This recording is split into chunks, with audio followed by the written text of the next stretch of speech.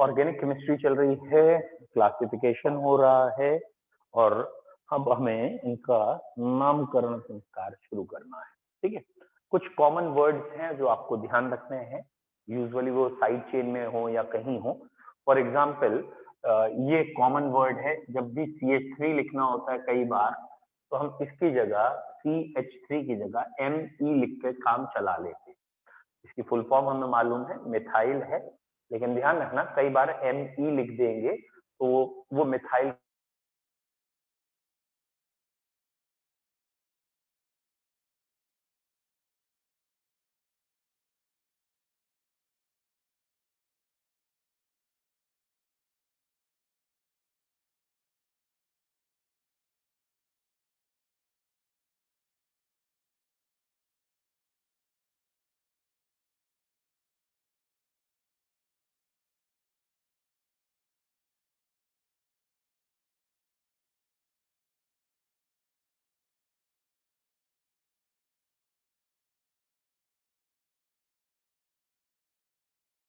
है, ये है C3H7 और स्ट्रेट चेन में लिखा है। ठीक है बेटा, बेटा अगर ये स्ट्रेट चेन में लिखा है तो इसको हम जनरली इसे हम जनरली PY कह देते हैं, दैट इज प्रोपाइल। लेकिन इसके साथ में हमें N लगाना पड़ता है, तो ये N प्रोपाइल या नॉर्मल प्रोपाइल होगा। Why it is normal? बेटा इसका रीजन ये है, इसमें एक और ऐसा बन सकता है और ये यहां से भी जुड़ा हो सकता है ना। तो अगर ये यहां से भी जुड़ा हो सकता है तो कल बताया था, भूल गए? वेरी गुड, तो इसे आइसोप्रोपाइल कह देंगे। ठीक है, प्रोपाइल को PR भी कहते हैं, सॉरी, ठीक है, PY PR जैसे लिख सकते हैं। तो ये प्रोपाइल में दो है और जरा ध्यान रखना है, एक नॉर्मल प्रोपाइल और एक आइसोप्रोपाइल में क्या अंतर है। ठीक है, यूजुअली प्रोपाइल में गलती हो सकती है हमसे। तो एक नॉर्मल प्रोपाइल था बेटा, एक आइसोप्रोपाइल।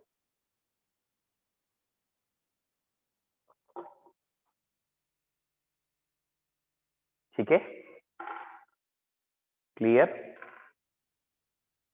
सर ये लिख लूं? हाँ बच्चों, ये जरूर लिख लीजिए कॉपी में, मैं इंक फिलअप कर रहा हूँ, एक सेकेंड आ रहा हूँ।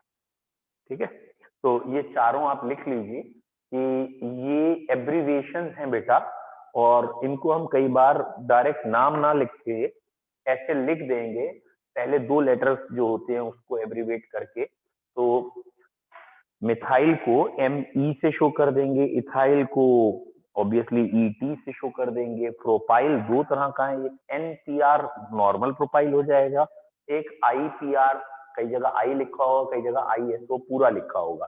ये खाली I लिख के भी काम चल सकता था, सॉरी। ठीक है, और चाहे तो पूरा ISO लिखते हैं, एक ही बात है। एनी डाउट यहाँ तक? ठीक है, क्या बच्चों ये क्लियर है? इसको मैं मिटा के ही बोलूंगा। क्या आपको समझ में आया कि ब्यूटाइल N होगा तो क्या होगा बेटा? ब्यूटाइल N होगा तो क्या होगा? CH3 CH2 CH2 CH2, equivalency यहां से खाली, मतलब ये यहां से जाके जुड़ेगा चेन से।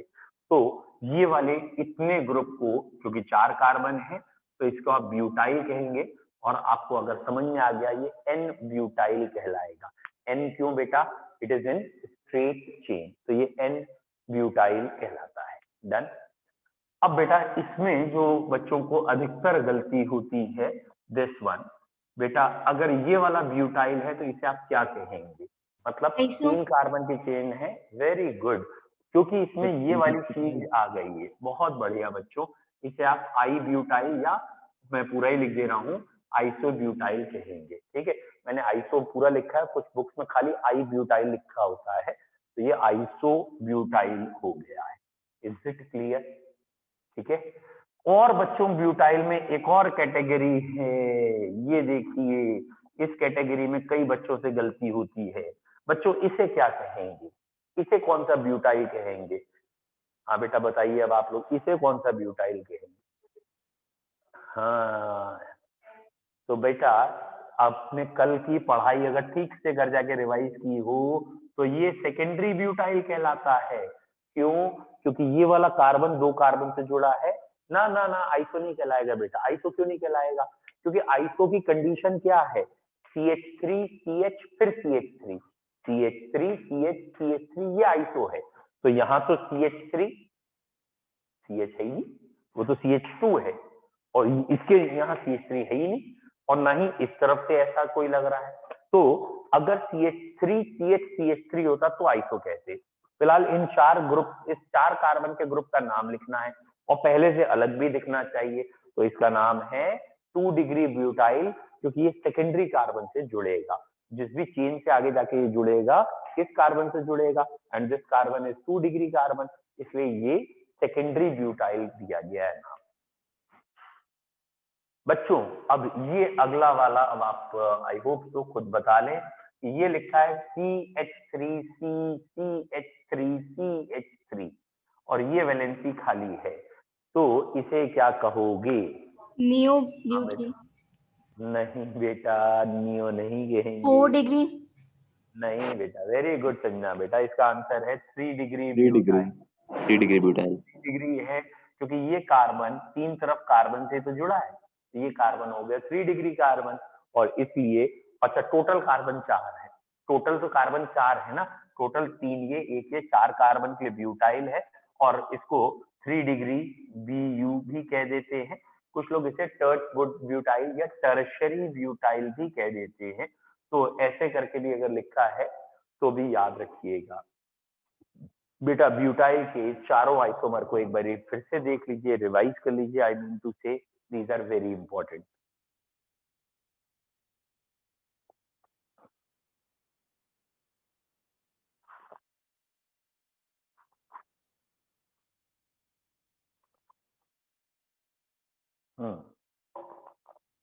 नाउ देख लिया आपने, मिटा दो। अब बेटा हम स्टार्ट करने जा रहे हैं पहली इंपॉर्टेंट हेडिंग, ऑर्गेनिक, जिसकी backbone that is IUPAC nomenclature. Heading लिख लीजिए IUPAC नॉमेनक्लेचर। ओके, तो बच्चों IUPAC एक संस्था का नाम है, international union of pure and applied chemist का नाम है, या केमिस्ट्री का, और इसमें कुछ रूल्स बनाए गए हैं। आई मीन टू से ये स्टैंडर्ड है, ठीक है। तो ऑर्गेनिक कंपाउंड लैक्स हैं, बहुत सारे हैं, उन सबके एक डेफिनेट नाम आए, तो उसके लिए एक तरीका बनाया गया है, डेफिनेट रेगुलर पैटर्न आए, उसको हमने कह दिया नॉमेनक्लेचर यहाँ का, ठीक है। हम नॉमेनक्लेचर को पार्ट्स में पढ़ेंगे। पहला पार्ट हम पढ़ रहे हैं नॉमेनक्लेचर ऑफ एल्केन, मतलब सिर्फ एल्केन का पढ़ रहे हैं आज। इसमें कोई डबल बॉन्ड नहीं होगा, कोई ट्रिपल बॉन्ड नहीं होगा, कोई फंक्शनल ग्रुप नहीं होगा। इसमें सिर्फ क्या होगा? कार्बन, हाइड्रोजन, या तो चेन स्ट्रेट होगी या जिगजैग होगी, बस इतना होगा, ठीक है। तो एक एक स्टेप बाय स्टेप पढ़ेंगे। पहली हेडिंग का नाम है nomenclature of alkene, IUPAC nomenclature of alkene. हम बेटा एल्केन का नाम लिखना आपको पहले बता रहे हैं, ठीक है। इट इज वेरी सिंपल, बहुत सिंपल है, मतलब एक लॉजिकल अप्रोच है, और जिस बच्चे को एक भी समझ में आ जाएगा ना, वो इवन आखिरी तक के हमारे 11th 12th लेवल के जितने भी नाम है खुद लिख सकता है, कोई टेंशन नहीं है। क्या है सिंपल में, थोड़ा सा कॉमन सेंस भी लगाइएगा। पहला रूल हमारा लॉन्गेस्ट चेन का होता है, या पहले रूल का नाम हमने रख दिया है न्यूक्लियर चेन।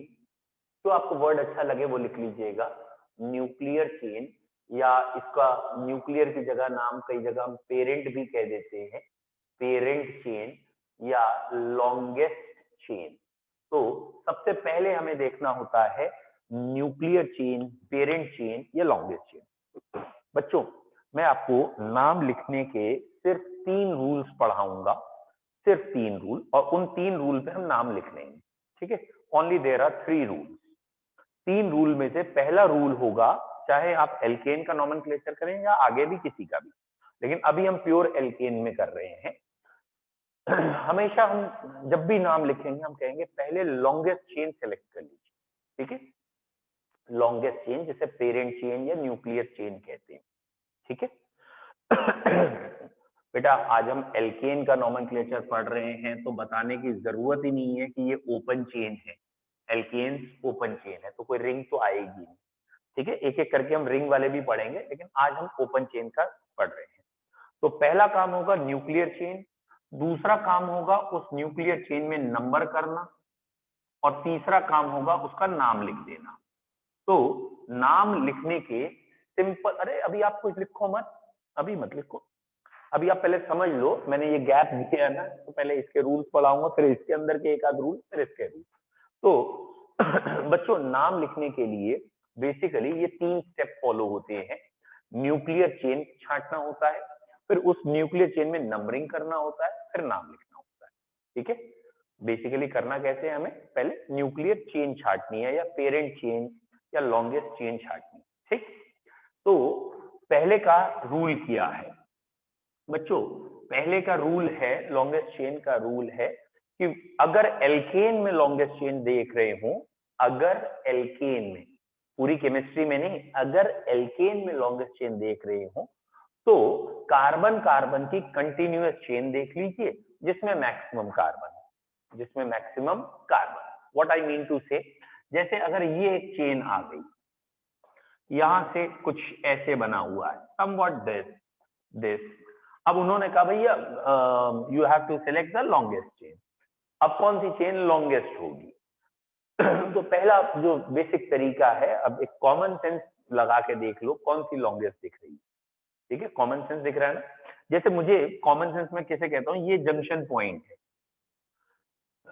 इस जंक्शन पॉइंट के इधर जाना तो बहुत ही बड़ी बेवकूफी है, एक ही कार्बन पे खत्म हो रहा। हम तो जंक्शन पॉइंट से दोनों उस डायरेक्शन में जाना चाहेंगे जहां ज्यादा से ज्यादा कार्बन है। इस पॉइंट डायरेक्शन में जाए तो बहुत कार्बन है, और इस डायरेक्शन में जाए तो भी बहुत कार्बन है। यहाँ 3 ही है, यहाँ 4 है, तो आई एक्सपेक्ट, मुझे लग रहा है कि ये चेन में कार्बन सबसे ज्यादा होनी चाहिए। फिर भी वही बच्चों की तरह आप गिनेंगे जरूर, ठीक है, कि कितने कार्बन है, 1 2 3 4 5 6 7 8 9। और अब हम बाकी पॉसिबिलिटीज देखेंगे, बस जुड़े होने चाहिए। 1 2 3 4 5 6 7 8, 1 2 3 4 5 6 7 8, क्लियर। अच्छा, इसको तो गिनना ही बेवकूफी है, क्यों गिने ऐसे, क्योंकि ये तो एक ही है। तो या तो 1 2 3 4 5 6, 1 2 3 4 5, 1 2 3 4 5 6, तो भैया इसको तो गिनना ही बेकार था। तो सबसे ज्यादा कार्बन किस चेन में दिखे हमें, इस चेन में दिखे, तो ये लॉन्गेस्ट है। तो लॉन्गेस्ट चेन के लिए क्या चीज जरूरी है, कार्बन कार्बन डायरेक्टली जुड़े होने चाहिए। ऑब्वियसली आज सिंगल बॉन्ड की बात हो रही है, तो सिंगल बॉन्ड से जुड़े होने, डन। ये कोई बेवकूफी नहीं करेगा, आई एक्सपेक्ट आप नहीं करोगे कि आपने यहां से शुरू किया 1 2 3 4 5 6 7 8 9 10 11 12, ऐसे तो कोई सेंस ही नहीं हुआ ना। कहीं कूद के कहीं चलते गए, ये नहीं है कि, ये नहीं कि बहुत पास दिख रहे हैं, ये भी अपने घर के ही मान लेते हैं, चचा ताऊ क्या चले जाए, ऐसा नहीं। ये इसी लाइन के थ्रू आपको जाना है।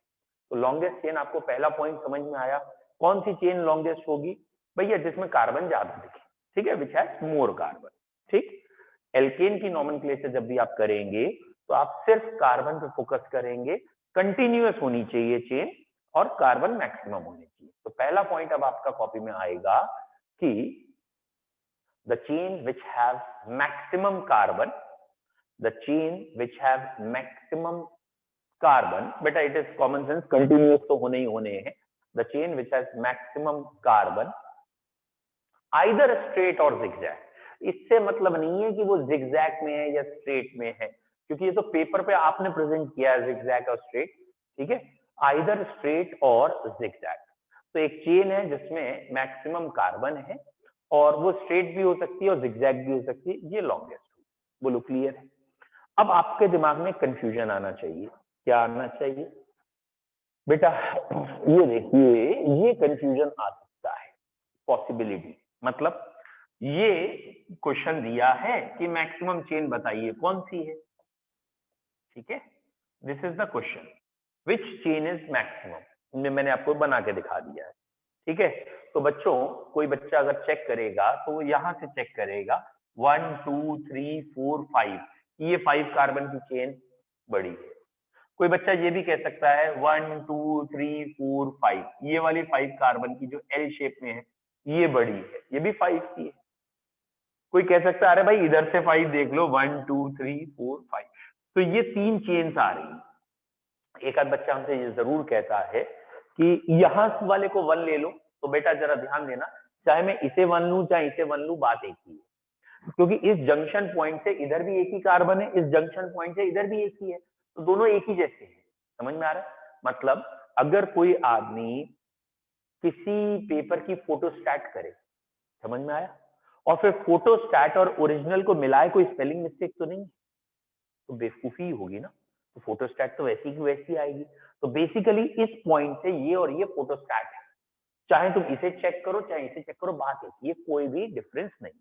वो बात अलग है अगर तुम फोटोस्टैट और ओरिजिनल में भी स्पेलिंग मिस्टेक ढूंढने लगो कि किसी एक में स्पेलिंग कुछ और है किसी एक में, तो हो ही नहीं सकती। Is it clear? Now the point is this, इस पॉइंट से ये कार्बन ये कार्बन ये कार्बन, ये भी फोटोस्टैट है। समझ में आ रहा? तो चाहे तुम यहां से चेन गिनना शुरू करो, चाहे तुम यहां से आके गिनना शुरू करो, चाहे तुम यहां से आके गिनना, all the three are same. ठीक है? अब पॉइंट क्या आ रहा है, हमारे पास 3 अलग अलग चेन्स आ रही हैं। एक हमारे पास ये वाली चेन आई थी, एक ये वाली चेन आई थी और एक स्ट्रेट आई थी। हम किसे मेन चेन लें? तो अब हमारे पास एक पॉसिबिलिटी आ गई। क्या पॉसिबिलिटी आ गई?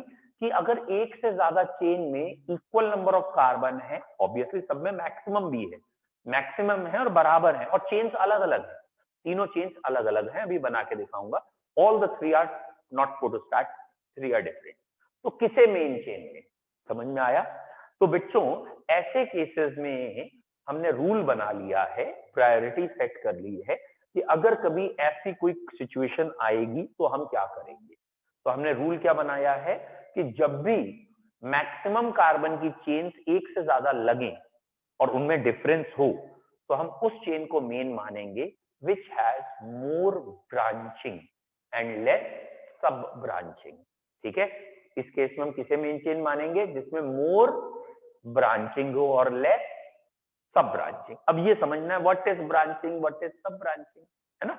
देखो बच्चों, अगर मैं इस चेन को ब्रैकेटाइज कर दूं, ब्रैकेट में बंद कर दूं, ये सारे नाटक हटा रहा हूं मैं, ठीक है? इस चेन को मैंने ब्रैकेट में बंद कर दिया कि मैंने कहा ये मेन चेन लूंगा। आपको कल भी बताया और पहले भी बताया, इट इज अंडरस्टूड कार्बन है तो हाइड्रोजन होगा ही होगा। समझ में आया? तो कार्बन है और बाकी वैलेंसी नहीं दिखाई है तो दिखाने की जरूरत नहीं, वो तो hydrogen. Is it clear? Now यहां तक जब आप मूव कर रहे थे तो इस पॉइंट पे क्या यहां हाइड्रोजन है ऊपर? नहीं है ना, इस पॉइंट पे तो हाइड्रोजन नहीं है। तो भैया ये अगला कार्बन आ गया और इस मेन चेन से जो भी कुछ कट के अलग कार्बन होगा वो फिर एक नई ब्रांच मानी जाएगी। Is it clear? ये वाली चीज क्या मानी गई? ब्रांच। बेटा इस ब्रांच में कितने कार्बन है ध्यान से देखना? नहीं, इस ब्रांच में 2 कार्बन है, ध्यान से देखो। क्यों? क्योंकि what is the meaning of branch? यहां से आप यहां आए फिर एंड तो करोगे ना, तो यहां से यहां आए फिर यहां गए, ये एंड हुआ इसका, तो इट इज ब्रांच। ये क्या है? ब्रांच। सिंपल भाषा में ये स्टेम है पेड़ की लैंग्वेज में, और स्टेम से निकलती हुई ये ब्रांच है। और ब्रांच के बाद ये 2 क्या हैं? ये 2 क्या हैं? सब ब्रांच। समझ में आया? ये तो ब्रांच से भी कट के बने हैं, तो ये क्या है? सब ब्रांच। तो आपको समझ में आया व्हाट इज ब्रांच, सब ब्रांच? क्या आप बता सकते हो इस मेन चेन में कितनी ब्रांचेस हैं? जो मैंने ब्रैकेट में किए इसमें कितनी ब्रांचेस हैं? वेरी गुड, 2 ब्रांचेस हैं। ये भी तो ब्रांच है, ये भी तो कार्बन ही है बेटा। Very good, 2 branches. और सब ब्रांचेस कितनी है? 2 ही सब ब्रांचेस हैं, ये भी सब ब्रांचेस। ठीक है? तो पहला पॉइंट हुआ, हमें ये दिमाग में समझना है कि ब्रांच क्या है, सब ब्रांच क्या है। तो बच्चों ये मैं उसी एग्जाम्पल को दोबारा बना रहा हूं, और ये रहे मेरे 5 कार्बन, थोड़ा सा बड़ा करके बना रहा हूं कि ये आपको जल्दी दिखे। तो बच्चों अभी हमने इस चेन को ब्रैकेटाइज किया था, और इस चेन को मैं थोड़ी देर के लिए कह दे रहा हूं स्ट्रेट चेन। तो स्ट्रेट चेन को जब मैंने ब्रैकेटाइज किया तो कार्बन कितने आए? मैक्सिमम कार्बन कितने आए? 5। ब्रांच कितनी आई? 2। सब ब्रांच कितनी आई? 2। तो ये टेबल आपको साथ में समझ में आ रही है ना मैंने क्या बनाई है? ठीक है, डन। अच्छा बच्चों, अब मैं इसको कह रहा हूं कि अगर मैंने ये चेन मेन ली होती बेटा, अब अपने आप बताओ, how many branch, how many sub branch? अगर मैंने ये चेन मेन ली होती तो how many branch, how many sub branch? बोलो। एंड सब ब्रांच? बहुत बढ़िया, वेरी गुड बेटा विदयी, आप गलत हो बेटा। यहाँ पे आंसर है ये ब्रांच, ये भी ब्रांच, ये दो अलग अलग गिनी जाएंगी, और ये भी ब्रांच, दोनों को अलग अलग बोलना पड़ेगा ना। 3 ब्रांच, बिल्कुल सही बेटा, सही। एंड 1 सब ब्रांच, बहुत सही। ये सब ब्रांच हो गई। क्यों हो गई सब ब्रांच? क्योंकि इसके बाद ये कार्बन यहाँ आने के बाद या तो यहाँ हो या यहाँ हो, वो था सेम, तो हम यहाँ चले गए, तो ये हमारी ब्रांच हुई। अब ब्रांच से भी कट के कुछ और है, तो ये हमारी सब ब्रांच हुई। तो सेकंड केस, जिसे मैंने ये वाला शेप था, इस शेप में 5 कार्बन मैक्सिमम थे, ब्रांच 3 दिखी, सब ब्रांच 1 दिखी। कोई डाउट? ब्रांच और सब ब्रांच समझ में आई कैसे देखते हैं? बोलो क्लियर है? Then the third case, third बच्चों, थर्ड केस हमारा ये है। सपोज हम इसे ले लेते मेन चेन, लेट सपोज हम इसे ले लेते main chain. Again the same question, how many branch, how many sub branch are there? 4 sub branch, sorry 4 branch and 0 sub branch. अरे वेरी गुड, सारे बच्चे सही है। आई होप तो सभी बच्चों को ये लग रहा हो 1 2 3 एंड 1 4। तो यहाँ 5 कार्बन, इसको हमने ऐसे लिख दिया है, और 4 ब्रांच है, कोई भी सब ब्रांच नहीं है। और अब हमारे पास ये 3 कंडीशंस आ गई। क्या 3 कंडीशन आ गई? दीज 3 कंडीशन, कि तीनों में 5 कार्बन है, किसे मेन चेन में? तो ऑब्वियसली उसे मेन चेन लेंगे जिसमें ब्रांच ज्यादा हो और सब ब्रांच कम हो। तो बेटा ब्रांच ज्यादा, सब ब्रांच कम, ये आया। मतलब हम पहले ब्रांच को कंपेयर करते हैं, बाई चांस ब्रांच वाले भी 2 हो जाते बाई चांस, और सब ब्रांच को बाद में कंपेयर करते हैं। तो सबसे पहले प्रायोरिटी है मैक्सिमम कार्बन, सेकंड प्रायोरिटी है मोर ब्रांच, वो भी तब जब कार्बन सेम हो तब, अदरवाइज नहीं है वो प्रायोरिटी। और जब मैक्सिमम कार्बन की 2 चेन मिल जाएं और उन दोनों में ब्रांच भी बराबर हो, अब हम कहेंगे सब ब्रांच, जिसमें कम। समझ में आ गया? प्रायोरिटीज रखने का तरीका समझ में आ गया? एक बार फिर समझो। लेट सपोज आप कार खरीद रहे हो, ठीक है, एक एग्जाम्पल से समझते रहिएगा और अप्लाई करिएगा। आप कार खरीद रहे हो, मान लो आपका एक छोटा मोटा कोई बजट है। लेट सपोज आपके पास पॉकेट मनी पापा ने दिए, इस महीने की पॉकेट मनी मिल गई, तो आपके पास लेट सपोज 10 CR है, 10 करोड़ रुपए है, ठीक है। 10 करोड़ की आपने सोचा कार लेंगे, इज इट क्लियर? 10 करोड़ की आपकी वट एवर कार ए आती है, जो भी नाम हो, ठीक है, मान लेते हैं इसका नाम, कौन सी गाड़ी आती है 10 करोड़? मान लेते हैं जैक्वार आती है, BMW आता है, ठीक है, ए बी सी, ये 3 गाड़ियां आती हैं 10 करोड़ में। Is it clear? तीनों के शोरूम आप पहुंच गए। इसकी गाड़ी का जो एवरेज है, लेट सपोज बड़ी गाड़ी है, महंगी गाड़ी है, ये 10 किलोमीटर पर लीटर चलती है। ये वाली गाड़ी 15 या 12 किलोमीटर पर लीटर है, ये 15 किलोमीटर पर लीटर है, ठीक है, ये गाड़ी का एवरेज है। Is it clear? तो तीनों ही गाड़ियां 10 करोड़ की है, तीनों का अमाउंट सेम है, तो कौन सी गाड़ी लेना पसंद करोगे? ठीक है, तो बाकी लोगों को समझ में नहीं आया क्वेश्चन? क्लियर है क्या कहना चाहते हैं? एक का एवरेज 10 है, एक का 12 है, एक का 15 है, आप कौन सी गाड़ी लेंगे अगर प्राइस सेम है? ठीक है, तो प्रायोरिटीज डिसाइड होगी, तो मैक्सिमम इससे सी कहेंगे, ठीक है। ये जितने भी सी कह रहे हैं ना, तुमसे गाड़ी नहीं ले मिलेगी, तुम रहने दो, तुम्हारे बस की नहीं है गाड़ी। अबे 10 करोड़ की गाड़ी लेने जा रहे हो, 2-2 किलोमीटर में तुम्हारी जान निकल रही है तेल खरीदने में, तेल डलवाने की औकात नहीं है, गाड़ी देख रहे हो 10 करोड़ की, शर्म नहीं आती तुम्हें? नहीं, पापा से 10 करोड़ की तुम्हें मिल रही है पॉकेट मनी, गाड़ी देख रहे हो 10 करोड़ की, और पेट्रोल के 1-1 किलोमीटर 2-2 किलोमीटर कह रहे हो नहीं मिलेगी, ये इसका एवरेज अच्छा है। तो तुम तो नैनो देखो, कभी कोई प्लास्टिक का मॉडल देख लो कहीं का, समझे? 10 करोड़ में पेट्रोल सोच रहे, यहाँ इसकी कोई प्रायोरिटी पेट्रोल की होगी ही नहीं। ये अगर पेट्रोल की प्रायोरिटी देख रहा है तो गाड़ी खरीद ही नहीं पाएगा। समझ में आया? तो क्या ध्यान रखना है, प्रायोरिटी का एक ऑर्डर होगा। ऑर्डर क्या होगा भाई, इतनी महंगी गाड़ी खरीद रहे हो तो हो सकता है आपकी कलर चॉइस हो सकता है कोई स्पेसिफिकेशन चॉइस हो, आपको रूफ ओपन चाहिए हो, या कुछ और कायदे की चॉइस हो। समझ में आया? अगर तुम्हारी चॉइस है ये पेट्रोल सस्ता किसमें पड़ेगा और एवरेज कौन अच्छा दे रही है, तो भैया तुम एवरेज अगर देखना है तो मारुति देख लो, कहाँ BMW घूमने आ गए है।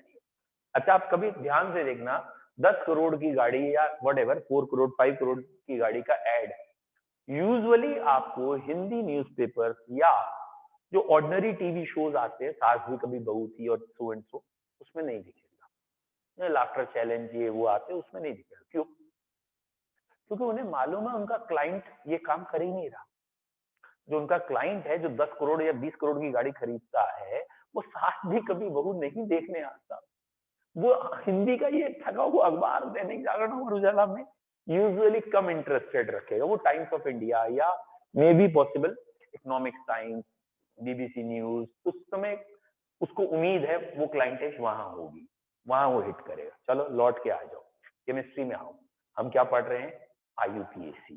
IUPAC से नॉमेनक्लेचर में एल्कीन का ये याद रखना जरूरी है, क्योंकि एल्कीन में थोड़े से नियम चेंज होंगे। तो एल्केन के नॉमेनक्लेचर में सबसे पहला पॉइंट हमने क्या लिखा है? Parent chain, longest chain. उसमें क्या लिखा है?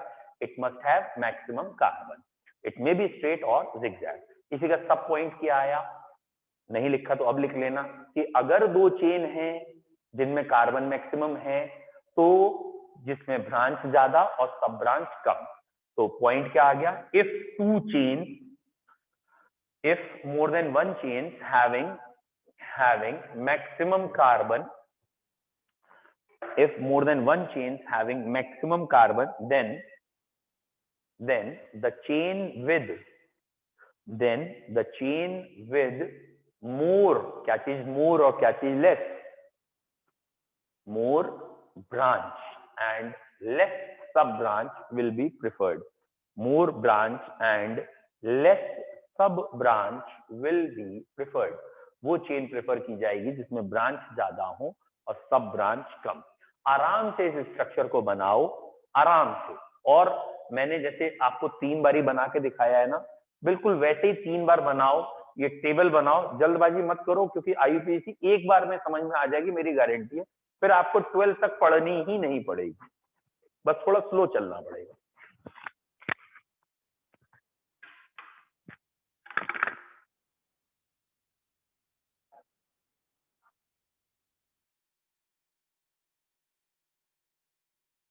सर एक बार रिपीट कर दीजिए।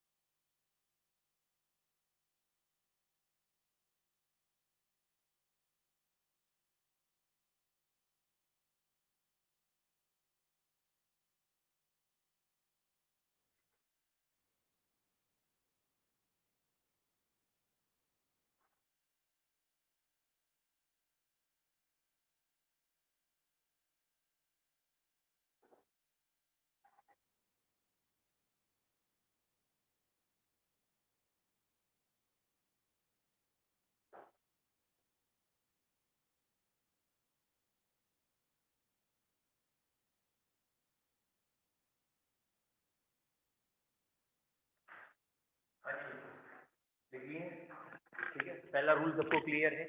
पहले रूल में आई होप तो कोई टेंशन आनी नहीं चाहिए, कोई प्रॉब्लम आनी नहीं चाहिए। रूल कॉमन सेंस का भी है कि भैया उस चेन को मेन मानेंगे जिस चेन में, ठीक है, कार्बन ज्यादा हो। बेटा पहली रूल में कार्बन ज्यादा है, और अगर कार्बन सेम हो जाएंगे तो मोर ब्रांच लेस सब ब्रांच। क्लियर है? Now the rule number 2, second rule क्या है? जो बेटा आप मेन चेन जो भी आप सेलेक्ट करोगे उसमें नंबरिंग करनी पड़ेगी आपको। तो सेकेंड रूल का नाम है नंबरिंग। लिखे हेडिंग नंबरिंग। बेटा नंबरिंग में ऑब्वियस सी बात है, बेटा चेन के कितने एंड होंगे? कॉमन सेंस, मेन चेन जो आपने ली है ब्रैकेटाइज की, कितने एंड से हैं? दो ही तो किनारे होंगे, एक इधर का एक इधर का। Very good. अब इन दो में से किस डायरेक्शन से नंबरिंग सही है? हमें रूल बनाना है ना, जिससे कि वो रूल सभी लोग फॉलो करें। ठीक है, जैसे रोड पे चलने का हमने इंडियंस ने एक रूल बना रखा है कि हम लेफ्ट हैंड साइड चले, मतलब हमारी जो चलने की साइड होगी वो कौन सी होगी? लेफ्ट। लेफ्ट का मतलब समझते होते हैं ना?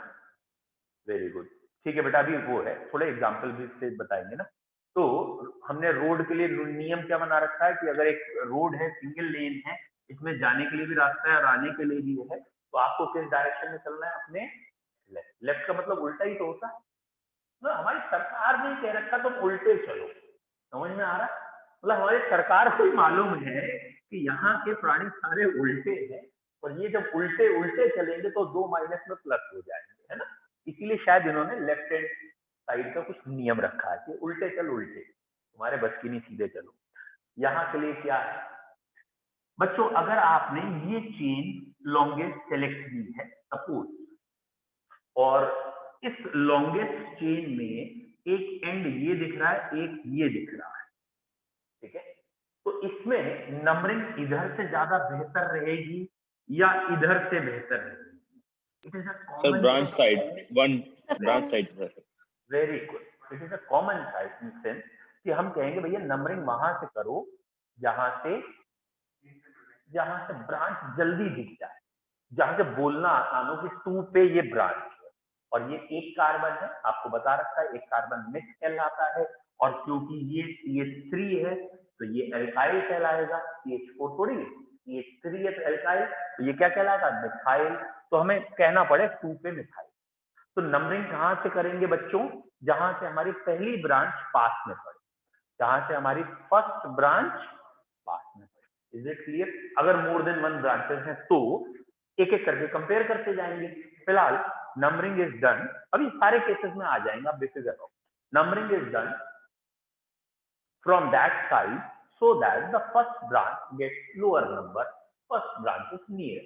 ठीक है, अब बाई चांस यहां पे एक कार्बन और होता है तो भैया कोई टेंशन नहीं है, तुम इधर से आओ, तुम इधर से सेकंड हो, तुम इधर से सेकंड हो, और उसके बाद तुम इधर से 4 हो, तुम इधर से 4 हो, मतलब कोई टेंशन ही नहीं है। इधर से भी 2 4 है, इधर से भी 2 4, कोई टेंशन नहीं है। आ रहा है समझ में? लेकिन सपोज एक कार्बन यहां भी होता, अब तो ये जो मैं नंबर लिख रहा हूं ना, इसे हम कहते हैं लोकेट। आपको लोकेट करना है, तो आपको क्या लोकेट करना है? आपको कहना है यहां से जब चलेंगे, लेफ्ट हैंड साइड से जब आप चल रहे हैं तो आप सेकंड पे 2 ब्रांचेस लगाएंगे, ये अलग है ये अलग है, 2 ब्रांचेस, और उसके बाद फोर्थ पे एक ब्रांच लगाएंगे। भाई 3 ब्रांच है तो 3 नंबर आएगा, ब्रांच कितना आ गया आपको। और बेटा जब आप राइट से चल रहे हैं, ये हुआ राइट से, जब आप राइट से चल रहे हैं तो सेकंड पे ब्रांच है, फिर 4 पे, फिर 4 पे, दिख रहा है?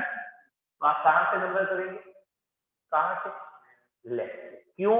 आप इस लोकेट को कंपेयर करेंगे। 2 2 सेम, 2 4, 2 जीत गया, जहां से कम नंबर आया वो जीत गया।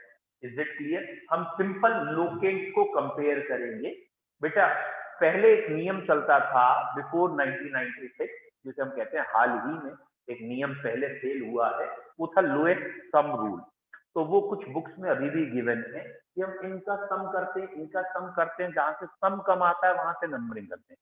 बट जो नए रूल्स आए हैं उसमें इजी कर दिया है, उन्होंने कहा ये नाटक मत करो जोड़ा भागी का है, आप चुपचाप लोकेंट लिखो, लोकेंट लिखो, और जहां से लोकेंट का सेट छोटा दिखे, मतलब पहला नंबर कंपेयर, चलो बराबर है, दूसरा नंबर कंपेयर, ये छोटा है, ये जीत गया, बस यहीं से नंबरिंग माननी चाहिए। Is this clear? तो पॉइंट क्या आया नंबरिंग के लिए? देखो बेटा, नंबरिंग के लिए कॉपी में पॉइंट 3 लिखने होंगे। सुन लो, पहले आराम से लिखना। पहला पॉइंट क्या होगा? Numbering is done from end to and.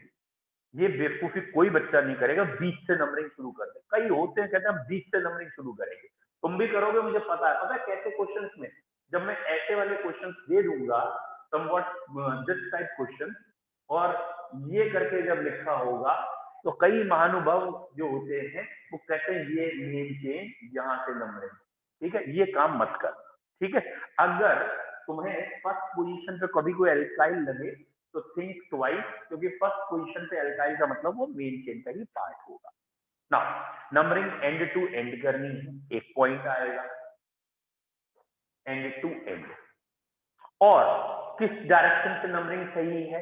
From where first branch is near. और अगर फर्स्ट ब्रांच से फैसला नहीं हो पा रहा, मोर देन वन ब्रांचेस हैं, देन कंपेयर लोकेट। मतलब सारे नंबर्स को लिख दीजिएगा, लोकेट या सेट, तो सारे सेट्स को लिख के कंपेयर करिएगा। अब चौथा पॉइंट मैं बताने जा रहा हूं जो कि बच्चों से सबसे ज्यादा मिस्टेक होती है। क्यों?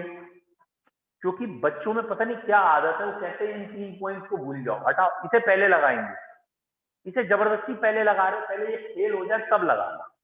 तो मैं बार बार कह रहा हूं ये चौथा पॉइंट कब लगना है? जब ये वाले पॉइंट फेल हो जाए। What is mean by fail हो जाए? मतलब उनसे आंसर नहीं डिसाइड हो पा रहा तब। तो चौथा पॉइंट कब लगाना है? जब यहां तक से आंसर नहीं हो पा रहा। व्हाट आई मीन टू से, भाई देखिए, ये मैंने कहा चेन है हमारी बच्चों, ये चेन है, लेट सपोज 3 कार्बन, 6 कार्बन की चेन।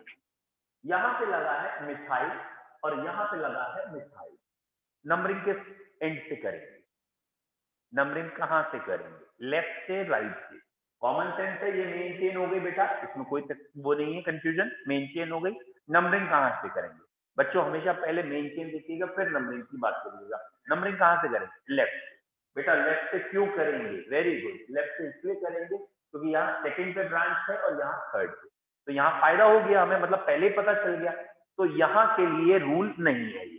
ठीक है, अब रूल पहले सुन लो और फिर अप्लाई करना। ठीक है बेटा, पॉइंट ये है कि ये हमारी लेट्स सपोज 7 कार्बन की चेन है, 1 2 3 4 5 6 एंड 7। और इस 7 कार्बन की चेन में या थर्ड पोजीशन पे इथाइल लगा है और फिफ्थ पोजीशन पे मिथाइल लगा है। एक जगह पे क्या लगा है बेटा? इथाइल। ये 2 कार्बन की चेन इथाइल कहलाती है, एक कार्बन की ब्रांच मिथाइल कहलाती है। तो थर्ड पोजीशन और फिफ्थ पोजीशन पे लगे। तो अगर आप लेफ्ट से नंबरिंग कर रहे हो बच्चों, लेफ्ट से नंबरिंग कर रहे हो तो 3 एंड 5 पर ब्रांच दिखी, डन। अब आपने राइट से नंबरिंग की, जब आपने राइट से नंबरिंग की तो भी आपकी ब्रांच 3 एंड 5 पे है, देख लीजिए। समझ में आ रहा है? तो कंफ्यूजन क्या आ गया? बिल्कुल सही है बेटा, अभी क्लियर करते हैं। सही है बेटा आपका आंसर। अब कंफ्यूजन क्या आ गया ना? दोनों सही नहीं है। क्यों नहीं सही है? क्योंकि जो बच्चा यहां से नंबरिंग करेगा वो कहेगा थर्ड पे इथाइल है, जो जहां से नंबरिंग करेगा उसका गला काट देगा, क्या है थर्ड पे इथाइल, थर्ड पे इथाइल। समझ में आया? तो कंफ्यूजन तो नहीं रहना चाहिए। तब हम कंपेयर करते हैं अल्फाबेट। ये अल्फाबेट हमें तब कंपेयर करना है। और कई बच्चे अल्फाबेट को इतना अच्छा मानते हैं कि बाकी रूल्स देखते ही सीधा अल्फाबेट लेके पहुंच जाते हैं। हर जगह अल्फाबेट नहीं लगाना है। अल्फाबेट कब लगाना है? जब ये वाले रूल्स फेल हो तभी अल्फाबेट लगाना है। अब बेटा मैंने लिखा है, इसकी अल्फाबेट ई है, इसकी alphabet N. Now it is common sense, English में कौन सी अल्फाबेट या डिक्शनरी में पहले आता है? तो इंग्लिश डिक्शनरी को फॉलो करते हैं, ये पहले आता है। और ये अगर पहले आता है तो ये जहां से पास है वहां से नंबर है। Is it clear? तो ये पूरा इथाइल वर्ड होगा, ये मिथाइल होगा। फिलहाल ये पास लेफ्ट से आ रहा है, यहाँ लेफ्ट से नंबरिंग की जाएगी। तो चौथा पॉइंट हमारा क्या है? नंबरिंग बच्चों कहां से करनी है? नंबरिंग वहां से करनी है जहां से अल्फाबेट नियर आए या अल्फाबेट रूल लगा। समझ में आ गया? बट अल्फाबेट रूल हर जगह नहीं लगता, ये गलती मत करिएगा। कई बच्चे क्या करते हैं, उनकी अंग्रेजी इतनी अच्छी होती है कि वो कहते हैं अरे इंग्लिश आ गई इंग्लिश, और वो तुरंत लगा देते हैं अल्फाबेट। ये गलत है। मतलब ऐसे कई क्वेश्चन मैं आपको कराऊंगा, जैसे ये क्वेश्चन है बच्चों कि यहाँ पे इथाइल लगा है, ठीक है, और यहाँ पे मिथाइल लगा है, दैट मीन मिथाइल सेकंड पे लगा है और यहाँ से इथाइल थर्ड पे लगा है, और तो भी ये बच्चे क्या करते हैं, अरे अल्फाबेट अल्फाबेट, अबे अल्फाबेट अभी देखनी ही नहीं है, अभी तू डिक्शनरी उठा के क्यों लाया, अभी डिक्शनरी की जरूरत ही नहीं है, अभी तो हमें वैसे ही पता है ये 2 पे और ये 4 पे, यानी पहली ब्रांच पास में, यहाँ से पहली ब्रांच दूर है, तो अभी तो पहले ही फैसला हो गया, यहीं पे फैसला हो गया, तो यहाँ तक आए ही नहीं हम। तो ये गलती आप मत करना कि हर जगह अल्फाबेट को उठा के पहले लिया। Is it clear? तो क्लियर है यहाँ तक बच्चों? मैं आपको फिर बता रहा हूँ, मैक्सिमम बच्चे ये मिस्टेक करते हैं और आप भी करोगे। अभी दिखा देता हूँ कैसे। नंबरिंग में 4 पॉइंट। पहला पॉइंट एंड टू एंड करनी है, बीच में नहीं करनी है। दूसरा point from that end from where first branch is near, वो नंबरिंग ज्यादा सही होगी। तीसरा पॉइंट, ठीक है, तीसरा पॉइंट क्या लिखा है, कंपेयर द लोकेंट। अगर मोर देन 1 ब्रांच है तो टेक्स्ट को कंपेयर करेंगे। और चौथा point, if text are same but nature of branch is different, text तो एक जैसे हैं लेकिन ब्रांच का नेचर अलग अलग है, तो अल्फाबेट इज कंपेयर। तो कॉमन सेंस है। चौथा पॉइंट आप सभी लगाएंगे, ठीक है, जब बाकी के 3 पॉइंट फिट हो। देखिए कैसे बच्चे गलती करते हैं, मैं आपसे पूछता हूँ। जैसे बेटा मैंने ये 1 2 3 4 जान के छोटा एग्जाम्पल दे रहा हूँ, ये लिखा है, ठीक है। तो क्वेश्चन है, आप अपने हिसाब से देख लीजिए। ऑब्वियसली क्वेश्चन है लेफ्ट से नंबरिंग राइट से नंबरिंग, या कुछ फर्क नहीं पड़ेगा, करिए लेफ्ट से राइट से या कहीं से भी। आपके सामने जो भी डायग्राम बना है उसमें लेफ्ट से राइट से कहीं से, राइट से, ध्यान से देखो। अब लेफ्ट किसे कह रहे हो मालूम है ना, ये लेफ्ट होता है, ये राइट होता है। बोर्ड पे जब हम लिख रहे हैं तो ये लेफ्ट और ये राइट। एक बच्चे ने आंसर दिया अभी तक खाली, समझ में आया? सिर्फ एक बच्चे ने ऑनलाइन में आंसर दिया, बाकी सो गए हैं। बोले 6 बजे तो हम ऑफ हो जाते हैं, तुम्हारी क्या पापा जी पूछते हैं। हाँ भैया, बाकी आंसर ही दे रहे ऑनलाइन में। देखिए बेटा, यही गलती आपने जो की है, यही गलती सब कर, क्या? हाँ, यही गलती करोगे बेटा। वेरी गुड बेटा, मानसी बेटा, यही गलती सब करेंगे। हाँ साथ में देखिए, ये बच्चे थोड़े तेज है, ये मतलब सीधा मुझे आईयूसीएन नेम लिख के बता रहे हैं। यस वंशिका, अब आप आए लाइन पे। बेटा लॉन्गेस्ट चेन क्या तुम्हारे चाचा देखेगा? नहीं, किन्ने तुमसे कहा ये 4 की चेन रहेगी? ये चेन कितने की बन सकती है? 5 की। देखा, तालियां बजने लगी हमारे लिए। मोबाइल स्विच ऑफ रखा कर, ठीक है। तो ये मेन चेन कितने की हो गई बेटा? 5 की। और अधिकतर नहीं कहती है, बोले 4 की चेन हो गई, ये इथाइल पहले मिथाइल बाद में, अल्फाबेट में ई पहले आता है। अबे ये रूल तो तब लगाएगा जब यहाँ तक आ तो जा। पहले लॉन्गेस्ट चेन देख, मैंने पहला नियम क्या बताया था, लॉन्गेस्ट चेन पहले लॉन्गेस्ट चेन देख, फिर नंबरिंग क्या, तो तुझे अपने आप दिख जाएगा कि यहाँ से सेकंड पे ब्रांच है, यहाँ से थर्ड पे है, तो इसलिए है। एक बच्चे को छोड़ के बाकी ने गलत किया, क्यों? रूल फॉलो नहीं किए। समझ में आया? अब इसकी बची है नेमिंग, जो हम करेंगे कल, ठीक है। थोड़ा सा स्लो आईसीसी चलेगी 1-2 दिन बस, फिर आपको 100% कमांड आएगा। Bye bye. Thank you, sir. Thank you, sir. Welcome welcome.